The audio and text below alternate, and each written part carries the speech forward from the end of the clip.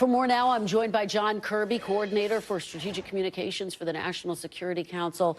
Thank you so much for joining me, John. I know this is a tough day. Really appreciate your being here. Yeah, absolutely. Happy to be here, Kristen. So let's start with this horrific news that is coming out of Israel, the revelations that the Israeli military has now confirmed it mistakenly killed 3 Israeli hostages during ground operations in Gaza. I know that this is very early on, but what specifically can you tell us about how this could have happened and how the Israeli government is responding? It's difficult to know with any great detail exactly how this happened. Even the Israelis have said publicly that they don't have all the details to flesh it out. I'm sure that that they'll do the forensics here, Kristen, and try to figure out exactly what happened, learn lessons from it so it can't happen again. But it's just a tragic, heartbreaking event. Terrible, terrible day for those 3 families. They're going to get the worst possible news that any family can get. And we'll just have to leave it to the Israelis to speak to the details of this. We know that President Biden has been briefed on this. Earlier, you told some reporters that he has not yet spoken to Prime Minister Netanyahu. I anticipate that will happen in short order. Can you tell us when you expect President Biden and Netanyahu to connect?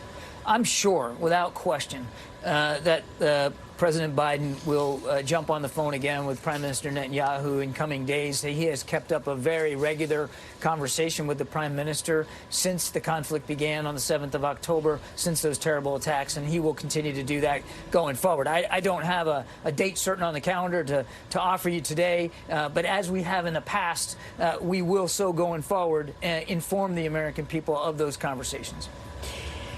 And I know that President Biden just met with the families of the hostages. I imagine as they watch this unfold, it is adding to their agony. What is the administration's message to the family of U.S. hostages?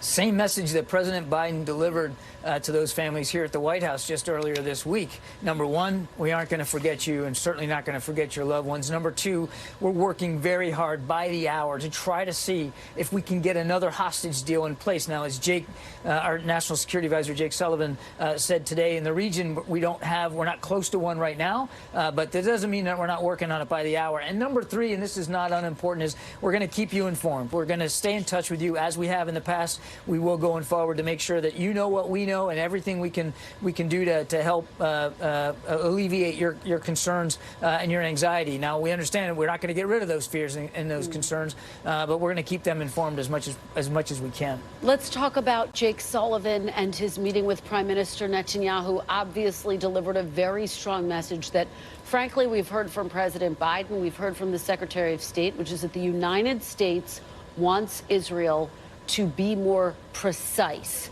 in its campaign to try to limit civilian casualties. What is the administration expecting in terms of a timeline for this, and how receptive was the Israeli government to Jake Sullivan's messaging?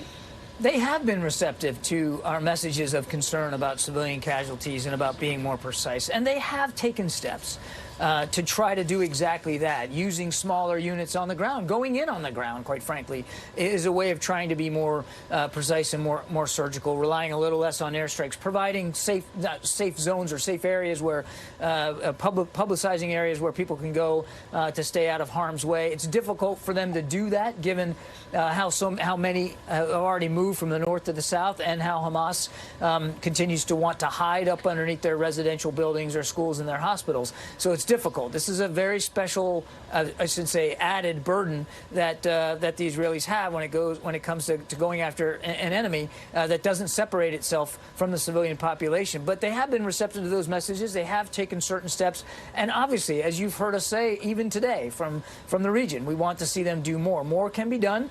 More should be done, and we're having those conversations with them.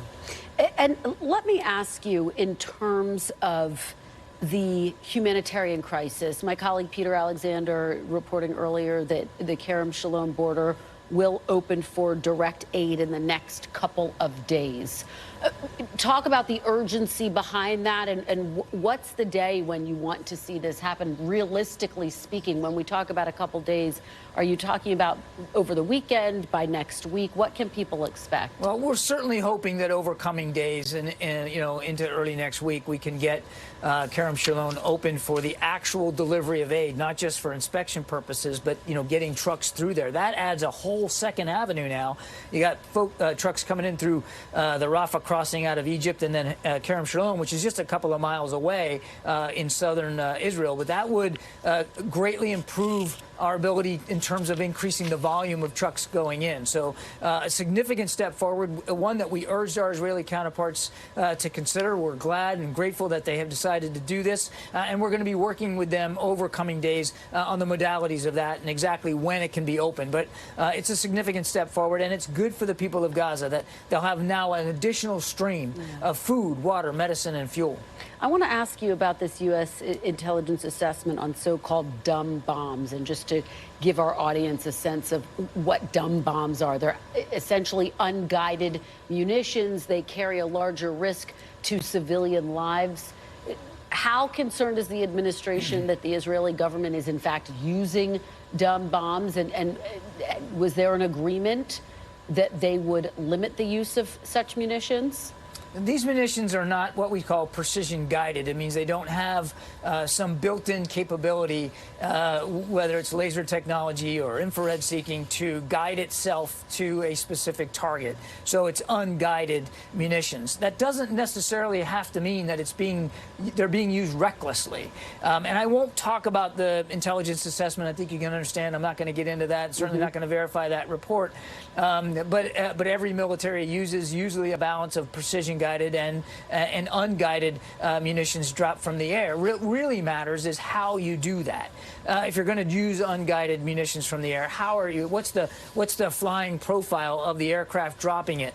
At what altitude and at what speed is it dropping it? And how sure are you about the targeting process? Again, all those are things that the Israelis should speak to, not us. But just the fact that unguided munitions are being used doesn't necessarily mean that it's being done, again, recklessly or in a wanton fashion. That said, as we've been talking about here today, we want to see them take as many steps as possible going forward to be more surgical and more precise.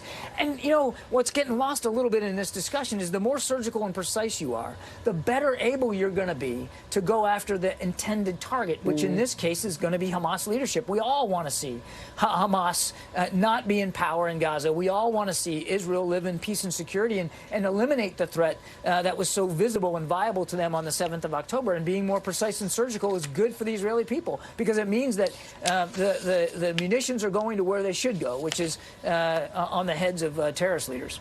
All right. John Kirby, thank you so much for answering all our questions. We really appreciate it. Yes, ma'am. Thanks for watching. Stay updated about breaking news and top stories on the NBC News app, or follow us on social media.